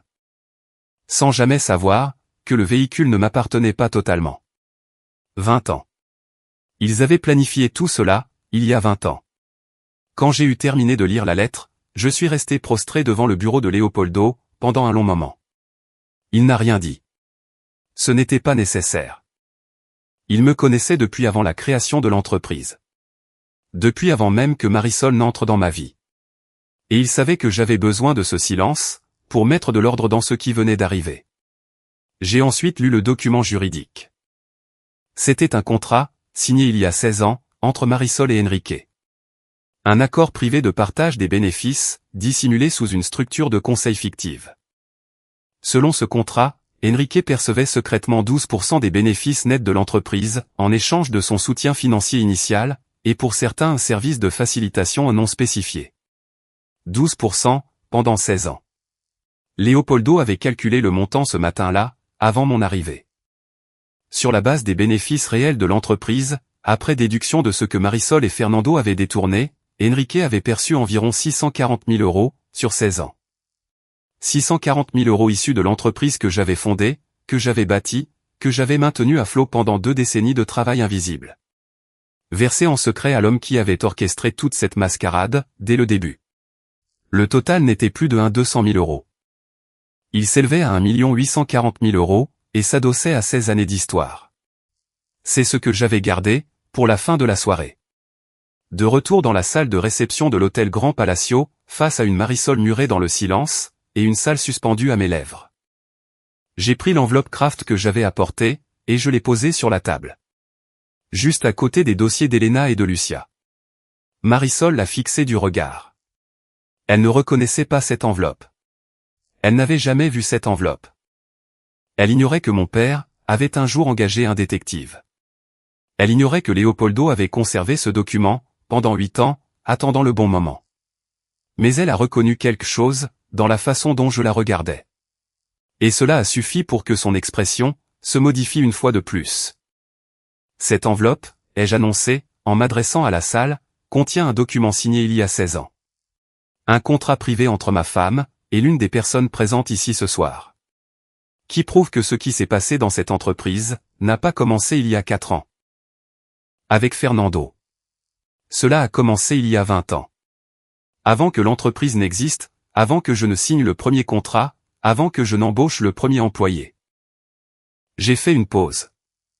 Cela a commencé, avant même que Marisol et moi ne nous marions. Le silence qui a suivi, a été le plus total de toute la soirée. Car, à présent, 200 personnes réorganisées mentalement, 20 ans d'histoire. Avec des informations qui modifiaient le sens même, de chaque fragment de cette histoire. Ce n'était pas une trahison. C'était une architecture, construite bien avant que je n'ai posé la première brique. J'ai regardé en direction de la table, où Enrique était assis, en début de soirée. La chaise était vide. Il était parti il y a 40 minutes, silencieusement, convaincu que son nom n'apparaîtrait nulle part dans les événements de la nuit. Mais Lucia avait déjà transmis ces informations aux autorités, l'après-midi même. Et son nom figurait en toutes lettres, sur l'ensemble des documents. Leopoldo, toujours debout à sa table du fond, m'a regardé. J'ai hoché la tête, une fois. Et dans ce petit geste entre deux vieux amis, se résumait la seule chose véritable que j'ai apprise, dans toute cette histoire. Quand 20 ans passés à bâtir une entreprise, un mariage, et une vie qui s'est avérée être un mensonge. La seule chose qui ne m'avait jamais fait défaut, c'était l'amitié d'un homme. Un homme qui avait conservé une enveloppe pendant 8 ans, dans l'attente du moment où j'en aurais besoin. Ça n'a pas de prix. Le reste a un prix, et le reste était sur le point d'être recouvré. Adriano s'est levé. Il n'a pas demandé le micro. Il n'en avait pas besoin. Adriano était le genre d'homme, dont la présence remplissait l'espace, avant même d'avoir ouvert la bouche. 67 années d'une vie bâtie sur des décisions difficiles, prises avec un calme absolu, lui avaient conféré cette aura, que très peu possèdent. cette capacité à se tenir au milieu d'une salle pleine de monde, et à faire comprendre instinctivement à chacun, que ce qui va suivre est crucial. L'Assemblée la regardait. En tant que membre le plus ancien du conseil d'administration de Marisol Events, a-t-il déclaré, de cette voix grave qui n'augmentait jamais de volume, mais atteignait les moindres recoins de la pièce. Et au nom des partenaires institutionnels présents ce soir, je tiens à acter ce qui suit, pour le compte rendu officiel. Il a ajusté ses lunettes. Ce que nous avons entendu, et vu documenté ce soir, constitue une violation grave des statuts de l'entreprise, des accords de partenariat, et de la loi. Le conseil d'administration se réunira en session extraordinaire, dans les prochaines 48 heures. Pour évaluer les mesures qui s'imposent. Jusque-là, et avec effet immédiat, toutes les décisions exécutives sont suspendues. Il a fixé Marisol droit dans les yeux. Toutes. Marisol n'a pas répondu. Elle était toujours assise, sur cette chaise qui n'était pas la sienne, avec un verre désormais vide. Fixant la nappe blanche, comme si quelque part, parmi les fibres de ce tissu, se cachait une réponse qu'elle n'avait pas encore trouvée. Fernando n'était pas réapparu. Personne ne s'y attendait d'ailleurs. Adriano a ramassé le dossier bleu d'Elena, l'a glissé sous son bras avec la précision de quelqu'un, qui sait déjà exactement ce qu'il va en faire, et s'est rassis. Dans ce mouvement simple, et définitif, résidait toute l'autorité que lui avait conférée, 20 années de présence au conseil. La salle a commencé à s'animer. Pas d'un seul coup, mais de cette manière progressive, par laquelle une situation maintenue sous tension, commence à se dissiper, lorsque la tension n'a nulle part où aller. Des gens se levaient, des conversations murmuraient, des téléphones apparaissaient sur les tables, avec une fréquence dont je connaissais la signification. Les événements de cette nuit-là quittaient la pièce, en temps réel. Ça ne me dérangeait pas. Cela faisait partie de ce qui devait arriver. Lucia a posé une main sur mon bras. « Est-ce que tu vas bien ?» m'a-t-elle demandé à voix basse. Je l'ai regardée. 31 ans. La même expression sereine, qu'elle arborait depuis toute petite. Cette capacité à se tenir au milieu du chaos, sans que le chaos ne l'atteigne tout à fait. Je me suis demandé quand est-ce qu'elle avait autant grandi. Je me suis demandé combien de fois, au cours de ces 8 mois, elle avait porté des fardeaux qui ne lui appartenaient pas. Parce que son père en avait besoin, et qu'elle avait choisi d'être là, sans que personne ne le lui demande. Je vais bien, ai-je répondu. Et c'était vrai. Non pas au sens banal du terme. C'était vrai d'une manière plus compliquée, et plus profonde. La vérité de quelqu'un, qui a porté quelque chose de très lourd, pendant très longtemps. Qui vient tout juste de le lâcher, et qui essaie encore de réaliser, ce que cela fait, de ne plus ressentir ce poids. Elena s'est approchée de nous. Les avocats de l'accusation me confirment, qu'il y aura une convocation pour Marisol et Fernando, à la 1e heure demain matin. La procédure officielle démarre demain. J'ai hoché la tête. Elena a rassemblé ses affaires, avec cette efficacité qui ne changeait jamais, quelle que soit la situation. Avant de s'en aller, elle s'est arrêtée un instant. « Emilio » a-t-elle dit. « Je fais partie de cette entreprise depuis 15 ans. Et au cours de toutes ces années, je n'ai jamais vu quiconque travailler avec l'honnêteté et la régularité dont tu as fait preuve. Ce qui s'est passé ici, n'est pas de ta faute. Je veux que tu le saches. » Je n'ai pas répondu tout de suite, car Elena n'était pas une femme au mot facile. Tout ce qu'elle disait, elle y avait réfléchi avant de le formuler. Et cela donnait à ses paroles, un poids différent de celui des autres. « Merci », ai-je finalement soufflé. Elle a hoché la tête, et s'en est allée. C'est à ce moment-là que Marisol s'est levée. Elle n'a pas marché vers moi. Elle s'est dirigée vers Lucia. Et cela m'a arrêté net, plus que tout le reste, cette nuit-là. Parce que Marisol et Lucia avaient une histoire que je connaissais, mais qui ne m'appartenait pas totalement. Une histoire de mère et fille, avec ses propres strates, ses bons et ses mauvais moments, ses silences, et ses propres conversations que je n'avais jamais entendues. Lucia l'a regardée, sans broncher. Marisol s'est tenue devant elle, un instant. « Comment as-tu pu » a-t-elle demandé à voix très basse. Non pas avec colère, mais avec quelque chose qui ressemblait plutôt à une incompréhension sincère. Comme si, après tout ce qui s'était abattu ce soir-là, la seule chose qu'elle n'arrivait toujours pas à assimiler, c'était que sa propre fille ait choisi le camp qu'elle avait choisi. Lucia n'a pas baissé les yeux. Parce que c'est la vérité, a-t-elle répondu, tout simplement. Marisol a soutenu son regard, pendant 3 secondes. Puis elle a tourné les talons, et a marché vers la sortie de la salle. Ni vite, ni lentement. Avec cette démarche habituelle qu'elle avait tant pratiquée, qu'elle faisait désormais partie d'elle-même. Et ce, même s'il n'y avait plus personne pour la regarder, ou devant qui jouer la comédie. Ou peut-être qu'il y avait encore des gens qui l'observaient. Peut-être qu'elle ne pouvait jamais cesser d'être consciente, que les gens la regardaient. Cela aussi, faisait partie de ce qui l'avait menée ici. Ce besoin d'être vue. D'être au centre. Que le monde la regarde, et confirme, qu'elle était exactement ce qu'elle pensait être. Lorsqu'elle a disparu derrière la porte, quelque chose dans la température de la pièce s'est modifié. Comme lorsqu'on ouvre une fenêtre dans une pièce confinée, et que l'air y pénètre d'une manière nouvelle. Léopoldo est venu à ma table, s'est assis sur la chaise qu'Elena venait de libérer, et a commandé 2 verres d'eau au serveur le plus proche. Il en a déposé un devant moi, sans rien dire. Nous avons bu en silence un instant. Un silence qu'aucun de nous deux n'avait besoin de combler par des mots. Car 30 ans d'amitié offrent ce privilège. Le privilège d'un silence confortable, entre 2 personnes qui n'ont plus rien à se prouver. « Comment te sens-tu » a-t-il fini par demander. J'ai réfléchi à la réponse, avant de la donner. Comme quelqu'un qui vient de terminer un chantier de construction, très, très long, ai-je avoué. Fatigué, mais avec le sentiment du travail bien fait. Léopoldo a hoché la tête. Il a été très bien fait, a-t-il confirmé. La salle continuait de se vider progressivement. Les serveurs avaient repris leur travail, avec ce professionnalisme discret des gens de l'hôtellerie. Qui ont appris que les événements humains sont imprévisibles, et que leur métier consiste à continuer de fonctionner, quoi qu'il se passe autour d'eux. C'est alors que le téléphone de Lucia a vibré. Elle l'a regardé en fronçant légèrement les sourcils. Avec cette expression qu'elle prenait, quand quelque chose ne correspondait pas à ce qu'elle avait prévu. C'est Aurora, a-t-elle annoncé. Je l'ai regardée. Avons-nous besoin de lui parler, ce soir? Lucia a lu le message en entier.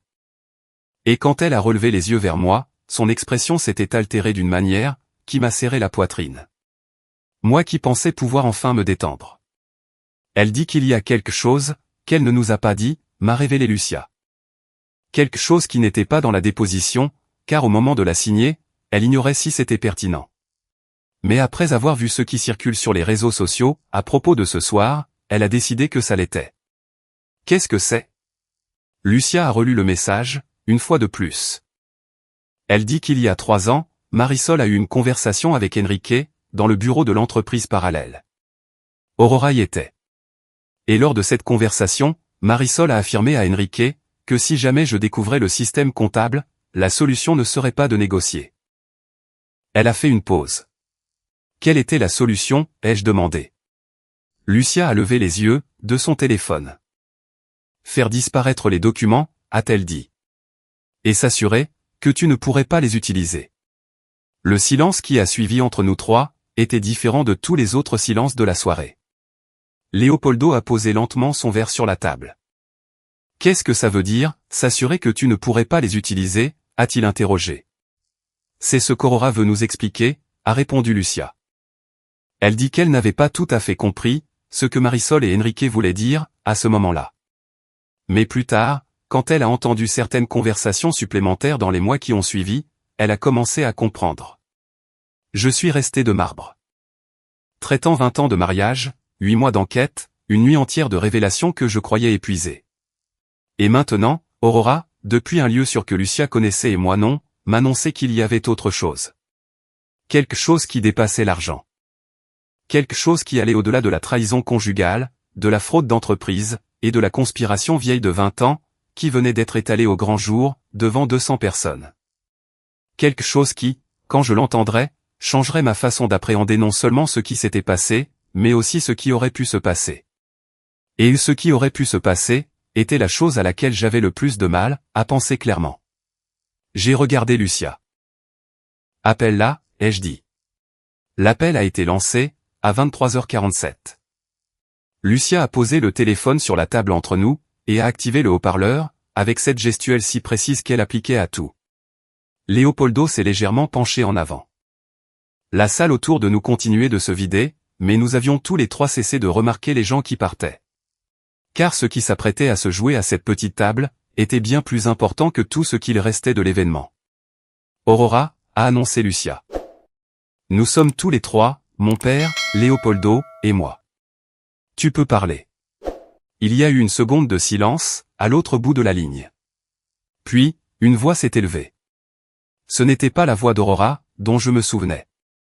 L'Aurora qui avait travaillé avec Marisol pendant 3 ans, était une jeune femme au mouvement vif, et à la voix claire, qui entrait et sortait des réunions avec cette efficacité invisible, que Marisol exigeait de son équipe restreinte. La voix qui résonnait à travers le haut-parleur, cette nuit-là, possédait autre chose. Ce n'était pas exactement de la peur. C'était la lourdeur de quelqu'un, qui a porté un fardeau pendant très longtemps. Qui s'apprête à s'en libérer, et qui ne sait pas tout à fait, comment il se sentira après. Emilio, a-t-elle commencé. La première chose que je veux que tu saches, c'est que j'ai signé la déposition parce que c'était la bonne chose à faire. Pas parce qu'on m'y a poussé, pas pour l'argent, mais parce que je savais des choses. Et je ne pouvais plus les garder pour moi, sans me sentir responsable. De quelque chose que je n'ai pas commis, mais que je n'ai pas empêché. Je t'écoute, l'ai-je rassuré. Elle a pris une grande inspiration. Il y a 3 ans, un mardi après-midi, Marisol m'a demandé de rester au bureau de l'entreprise parallèle, après la fermeture. C'était inhabituel. D'ordinaire, quand nous terminions, je partais, et elle restait. Parfois avec Enrique, pour revoir les chiffres. Mais ce jour-là, elle m'a demandé de patienter à l'extérieur, dans la petite salle, parce qu'Enrique arrivait, et qu'ils auraient ensuite besoin de moi pour quelque chose. Elle a marqué une pause. J'ai attendu. Enrique est arrivé 20 minutes plus tard. Ils sont entrés dans le bureau ensemble, et ont fermé la porte. La pièce où j'attendais avait un mur, très mal insonorisé. Je n'ai pas essayé d'écouter, mais j'ai entendu. La salle continuait de se vider autour de nous, mais à notre table, aucun autre son ne filtrait, à part la voix d'Aurora s'échappant du téléphone. Au début, il parlait de chiffres. De combien de temps encore, le système pouvait être maintenu, sans que personne dans l'entreprise principale ne le détecte. Enrique disait que le risque augmentait, parce que l'entreprise avait embauché plus de personnel, et que plus de personnes impliquaient. Plus de risques que quelqu'un ne trouve des incohérences. Marisol a répondu, qu'elle avait tout sous contrôle. Que la seule personne ayant un véritable accès au compte complet, c'était Elena, et qu'Elena était loyale. Aurora a fait une pause, un instant. Ensuite, Enrique a demandé, ce qu'il se passerait si Emilio le découvrait. Pas Elena, Emilio directement. Et Marisol a mis un certain temps à répondre. Ce qui a attiré mon attention, ce n'est pas ce qu'elle a dit, mais la façon dont elle l'a dit. Sans aucune hésitation. Comme si elle y avait déjà réfléchi, à maintes reprises. J'ai senti un frisson glacé, me parcourir la colonne vertébrale. Ce n'était pas dramatique. Ce n'était pas comme dans les films. C'était quelque chose de silencieux et de précis, comme lorsque le corps comprend une chose. Avant même que l'esprit ne l'ait formulé consciemment. Marisol a dit que, si ce moment arrivait, il y avait 2 étapes. La première consistait à faire disparaître les documents, physiques et numériques, de l'entreprise parallèle. Elle avait un plan pour cela, qu'elle n'a pas détaillé, mais qu'Enrique semblait connaître, puisqu'il a hoché la tête. Sans demander d'explication. La deuxième étape consistait à s'assurer, qu'Emilio ne pourrait pas utiliser ce qu'il savait. Même s'il s'en souvenait. Léopoldo et moi nous sommes regardés. Qu'est-ce que ça veut dire exactement, a demandé Lucia. Et sa voix paraissait complètement maîtrisée. Mais je la connaissais assez bien pour percevoir, l'effort déployé pour maintenir ce contrôle. Je n'ai pas bien compris sur le moment, a avoué Aurora. J'ai pensé qu'il parlait de le discréditer. De monter de toutes pièces un scénario, qui le ferait passer pour un homme instable ou malhonnête, s'il essayait de porter des accusations. Ce genre de stratégie existe. Je l'avais déjà vu à l'œuvre. Dans d'autres conflits d'entreprise. J'ai cru que c'était ça. Et puis quoi, ai-je encouragé. Aurora a mis 3 secondes à répondre. 3 secondes que j'ai comptées. 6 mois après cette conversation, Marisol m'a demandé de trouver le contact d'un individu. Elle ne m'a pas dit pourquoi. Elle m'a juste donné un nom. Et m'a demandé de lui dégoter un numéro de téléphone. C'était une personne que je ne connaissais pas. Mais quand j'ai fait des recherches sur ce nom dans les registres, j'ai découvert qu'il avait un casier, lié à des affaires d'intimidation et d'extorsion d'entreprise. Pas des délits mineurs. Des choses graves. Le téléphone, posé sur la table, semblait peser plus lourd qu'avant. J'ai donné le contact à Marisol, sans rien dire. Parce qu'à ce moment-là, je me répétais que je ne savais pas vraiment ce qu'elle en ferait. Qu'il y avait peut-être une explication. Que je m'inventais peut-être des histoires. Mais 3 semaines plus tard, cette personne s'est pointée au siège principal de Marisol Events. J'étais à la réception. Je l'ai vu entrer. Je l'ai vu repartir 40 minutes plus tard. Et quand Marisol est sortie pour me chercher, elle m'a regardé. D'une manière que je ne lui avais jamais vue. Elle n'a rien dit. Elle s'est contentée de me regarder. Comment vous a-t-elle regardé, s'est-enquis Léopoldo? Comme quelqu'un qui vient de conclure un marché, et qui veut faire comprendre à la personne en face d'elle, qu'elle sait, et qu'il vaut mieux ne poser aucune question. Le silence qui a suivi à notre table, a duré plusieurs secondes. J'essayais d'assimiler ce qu'Aurora décrivait, tout en tentant de conserver ce calme olympien, que j'avais affiché toute la soirée. Car c'était la seule chose, qui m'avait permis d'arriver jusqu'ici. Mais il y avait quelque chose dans le récit d'Aurora, qui rendait ce calme beaucoup plus coûteux, qu'auparavant. 2 semaines après cette visite, a poursuivi Aurora, j'ai démissionné. J'ai posé ma lettre de démission sur le bureau de Marisol un lundi matin, et je suis parti le jour même. Je ne lui ai fourni aucune explication. Elle ne m'en a pas demandé. Et pendant 3 ans. Je n'ai parlé de tout ça à personne. Parce que j'avais peur, et parce que je me disais que je m'étais peut-être inventé, une histoire qui n'était pas totalement vraie. Qu'est-ce qui a changé, a demandé Lucia. J'ai vu ce qui s'est passé, dans cette salle, a répondu Aurora. J'ai vu qu'Emilio avait tout documenté. J'ai vu que les documents existaient, et que personne ne les avait fait disparaître. Et j'ai compris que, si cet homme engagé par Marisol a fait quelque chose, cela n'a pas fonctionné. Ou il n'a pas eu l'occasion de le faire. Mais le fait que cela n'ait pas fonctionné, ne veut pas dire, que la menace n'était pas bien réelle. Je suis resté immobile un instant, repensant aux 3 dernières années. Aux incidents survenus, que j'avais mis sur le compte de la malchance, ou de l'usure normale d'une vie fondée sur un mensonge. Un cambriolage chez nous il y a 2 ans, où seul mon bureau avait été fouillé, sans jamais retrouver le coupable. Un accident mineur où ma voiture avait connu une défaillance, que le mécanicien avait qualifié d'inhabituel, mais que je n'avais pas su expliquer avec certitude. Des événements que j'avais enregistrés puis oubliés sur le moment, faute de cadre pour les interpréter. À présent, j'avais le cadre, et ce cadre donnait un tout autre sens, à chacun de ces événements. Aurora, ai-je repris, as-tu des preuves documentées, de ce que tu as vu et entendu? Pas de la conversation entre Marisol et Enrique, a-t-elle regretté. Cela n'est gravé que dans ma mémoire. Mais je possède les messages, où Marisol me demandait de chercher ce contact. Je les avais sauvegardés à l'époque, sans trop savoir pourquoi. Je suppose qu'une part de moi se doutait déjà, qu'ils pourraient avoir leur importance, un jour. Peux-tu les envoyer à Lucia, ce soir? Je les ai déjà préparés, a-t-elle assuré. J'avais juste besoin de m'assurer, que vous vouliez les recevoir. Nous les voulons, a tranché Lucia. Très bien. Il y a eu un moment de silence, à l'autre bout du fil. Emilio, a ajouté Aurora avant de raccrocher, je suis désolé. Je sais qu'il ne suffit pas de le dire, mais je suis sincèrement désolé. Tu n'as pas à être désolé, l'ai-je rassuré. Tu as fait ce qui était juste, dès que tu l'as pu. Ça me suffit. L'appel s'est terminé. Nous sommes restés tous les 3 plongés dans le silence, autour du téléphone posé sur la table. Léopoldo a été le premier à briser le silence. Il ne s'agit plus d'une simple affaire de fraude d'entreprise, a-t-il murmuré à voix basse. Non, ai-je acquiescé. Nous devons appeler le bureau du procureur, dès ce soir, a déclaré Lucia. Les messages qu'Aurora va nous envoyer doivent être versés au dossier, avant demain matin, et nous devons ajouter les charges correspondantes. Je sais de quelle charge il s'agit, ai-je affirmé.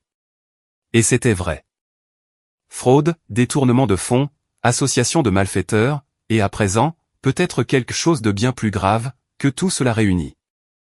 Quelque chose qui, dans les documents juridiques, se traduit par des mots froids et précis, mais qui ne reflète en rien ce que cela signifie, lorsque vous l'appliquez à une personne, avec qui vous avez partagé votre lit, pendant 20 ans. Complot en vue de causer des lésions corporelles. Voilà ce qu'Aurora venait de nous décrire. Lucia tenait déjà son téléphone à la main, composant le numéro du procureur, avec qui elle collaborait depuis des semaines. Elle s'est levée et s'est éloignée un peu, pour parler en toute confidentialité. Léopoldo m'a regardé. Ça va, a-t-il réitéré la même question que tout à l'heure. Cette fois-ci, j'ai mis plus de temps à lui répondre. Je pense au cambriolage d'il y a 2 ans, lui ai-je confié. Et à l'accident de voiture? Léopoldo a hoché la tête, lentement. J'y pense aussi. Tu crois que?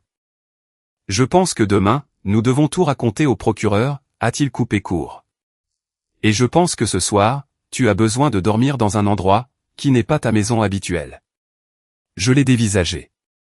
J'ai un appartement vide, dans un immeuble du centre-ville, a-t-il précisé. Personne ne sait qu'il m'appartient. Tu peux y rester, aussi longtemps que tu en auras besoin. 30 ans d'amitié. Une enveloppe conservée précieusement, pendant 8 ans. Un appartement mis à disposition, au moment exact où c'était nécessaire. Il y a des personnes dans la vie, qui n'entrent pas par hasard. Et il y a des personnes, qui n'en sortent pas par hasard non plus. Léopoldo faisait partie des premiers. Marisol, comme j'allais le découvrir cette nuit-là, faisait partie des seconds. Lucia est revenue à la table, son téléphone rangé, avec cette expression qu'elle arborait, quand les choses étaient enclenchées et que la prochaine étape était claire. Le procureur veut les messages ce soir, nous a-t-elle informé. Et il veut nous voir demain, à 8 heures du matin, avec le dossier complet, incluant la déposition d'Aurora, et les nouveaux éléments. Nous y serons, l'ai-je rassuré. Papa, a insisté Lucia, en me regardant fixement. Ce qu'Aurora a décrit, si c'est confirmé, change toute l'envergure de cette affaire. Nous parlons d'accusations qui pourraient signifier des années de prison. Pas des mois. Des années. Je le savais. Je le savais depuis l'instant où Aurora avait décrit cet homme entrant dans le bureau de Marisol, pour en ressortir 40 minutes plus tard. 20 ans de mariage s'achevant, non pas par un divorce, mais par quelque chose qu'aucun de nous deux n'aurait pu imaginer, le matin de nos noces. Ou peut-être que l'un de nous deux l'aurait pu. C'était là toute la différence entre nous. Ça l'avait toujours été. Je construisais, et elle calculait combien elle pourrait s'accaparer, de ce que j'avais bâti, avant que je ne m'en aperçoive. Le problème, c'est qu'elle avait mal calculé. Et cette nuit-là, dans la salle de réception de l'hôtel Grand Palacio, avec les lumières de la ville scintillant 16 étages plus bas, cette erreur de calcul allait, enfin, lui coûter le prix fort. 1 an après cette soirée mémorable, je suis retourné à l'hôtel Grand Palacio. Pas pour un événement, ni pour un dîner d'entreprise, ni pour aucune des raisons, qui m'avaient poussé à franchir les portes de ce bâtiment, des dizaines de fois en l'espace de 20 ans. J'y suis retourné seul, par un mardi après-midi quelconque, sans rien de particulier inscrit à mon agenda. J'ai commandé un café au bar du hall, je me suis installé dans l'un des fauteuils près de la baie vitrée, et j'ai contemplé l'intérieur de l'édifice, un long moment. Sans but précis, si ce n'est d'être là, et de vérifier que je pouvais m'y trouver sans que rien de ce lieu ne pèse sur mes épaules comme par le passé. Et cela ne pesait plus. C'était amplement suffisant. Il s'était passé énormément de choses, en l'espace d'une année.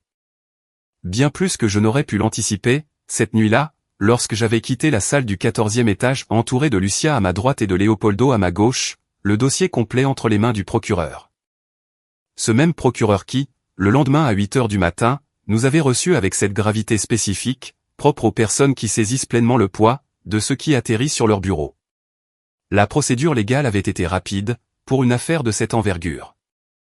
Marisol avait été formellement inculpée, 3 semaines après cette fameuse nuit. Les chefs d'accusation incluaient fraude en entreprise, détournement de fonds, et association de malfaiteurs. Les messages qu'Aurora nous avait envoyés ce soir-là, depuis son lieu de retraite inconnu, se sont avérés bien plus accablants, qu'elle ne s'en souvenait elle-même. Elle n'avait pas seulement conservé les échanges où Marisol lui demandait ce contact précis, mais aussi une conversation ultérieure, où Marisol confirmait qu'elle avait bien eu un rendez-vous, et que, les choses étaient en ordre. Cette simple phrase, les choses étaient en ordre, placé dans son contexte, avait suffi au procureur pour ajouter un chef d'inculpation supplémentaire. Un chef d'inculpation qu'aucun de nous n'avait prononcé à haute voix, dans la salle face aux 200 invités, mais qui, dans le dossier judiciaire, portait un nom glaçant et d'une précision chirurgicale. Fernando avait été arrêté, 4 jours après l'événement. Il avait tenté de fuir le pays, sans succès. L'arrestation d'Enrique avait pris 2 semaines supplémentaires. Durant ce laps de temps, son avocat s'était efforcé de bâtir une défense reposant sur l'idée que ce contrat de 16 ans était un accord de conseil tout à fait légitime. Le juge a lu le contrat en question, puis a examiné les relevés bancaires, que Lucia avait méticuleusement tracés jusqu'à leurs destinataires finaux. La défense d'Enrique n'a pas survécu au 2e jour de l'audience. Aurora a coopéré de bout en bout avec les autorités. Sa déposition s'est révélée être la colonne vertébrale de l'accusation portée contre 3. Lors d'une de nos réunions, le procureur l'avait décrite comme le genre de témoin clé, dont les affaires complexes ont un besoin crucial, mais dont elle bénéficie si rarement. Quelqu'un qui n'exagère rien, qui ne dramatise pas la situation, et qui se contente de relater ce qu'il a vu et entendu, avec une précision telle que chaque mot est crédible, justement, parce qu'elle n'essaie jamais d'en dire plus qu'elle n'en sait. La sentence est tombée, 6 ans de prison pour Marisol. Lorsque Lucia m'a appelé pour m'annoncer la peine, j'étais assis sur la terrasse de l'appartement de Leopoldo, en plein centre-ville. Celui-là même où j'avais dormi les premières semaines, suivant cette nuit mémorable. Je savourais mon café matinal, contemplant la ville à mes pieds, qui s'éveillait doucement. J'ai entendu le verdict, j'ai laissé un silence peser un instant, puis j'ai demandé à Lucia comment elle se sentait. Car c'était bien ça le plus important, pas la sentence. Lucia a mis une seconde à répondre. Et dans cette seconde, j'ai perçu quelque chose que je n'avais pas entendu depuis bien longtemps. Un profond et long soupir. Un soupir qui n'exprimait pas de la tristesse, mais plutôt un soulagement immense, celui de relâcher la pression après l'avoir tenue, pendant beaucoup trop longtemps. « Je vais bien, papa », a-t-elle fini par dire. « Je vais vraiment bien. » Ce fut la chose la plus importante que j'ai entendue de toute l'année. Fernando a écopé de 4 ans, pour les chefs d'accusation liés à la fraude comptable. Quant à Enrique, il a été condamné à 3 ans de prison, assorti d'une lourde amende, que le juge avait calculée en se basant sur la totalité des sommes perçues illégalement, pendant 16 ans, intérêts compris. Son avocat a fait appel de la décision, mais l'appel a été rejeté. La somme astronomique de 1 840 000 €, que ces 3 personnes avaient siphonné de l'entreprise au fil des années, a fait l'objet d'une procédure de recouvrement d'actifs. C'est Lucia qui a coordonné cette procédure personnellement, avec un tel dévouement, que j'en ai ressenti une immense fierté. Une fierté d'une nature que je n'avais encore jamais éprouvée, pour une quelconque réussite professionnelle. À l'issue de cette procédure éprouvante, nous avons pu recouvrer 1 400 000 €. Ce n'était pas la totalité, mais c'était largement suffisant, pour ce qui allait suivre. Ce qui a suivi, portait le nom d'Emilio Bild. Ce n'est ni Lucia, ni Leopoldo qui ont suggéré ce nom. C'est moi. C'est venu un matin, alors que je passais en revue les premières ébauches du business plan, dans nos nouveaux locaux. Un bureau que nous avions loué dans un immeuble du centre-ville, inondé de lumière naturelle, grâce à de grandes baies vitrées orientées plein est, dès le lever du soleil. Emilio Bild. 20 années d'invisibilité. 20 ans à avoir été le moteur, que personne n'osait nommer. 20 ans passés à être l'homme dans l'ombre, dont le nom n'apparaissait ni sur les logos, ni sur les cartes de visite, et encore moins dans les colonnes des magazines spécialisés de notre secteur. Mais cette fois-ci, mon nom serait placé en premier. Cette fois-ci, il serait inscrit sur chaque projet, sur chaque document. Leopoldo s'est engagé financièrement dès le premier jour, avec cette tranquillité olympienne qui l'avait toujours caractérisé.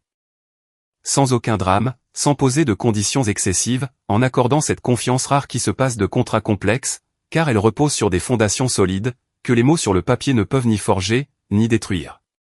Lucia, quant à elle, a rejoint l'aventure en tant qu'associée. Non pas parce que je le lui ai demandé, mais parce qu'elle en a pris la décision d'elle-même. Elle me l'a annoncé un soir de dîner, chez elle, 3 mois après le verdict, entre l'entrée et le plat de résistance.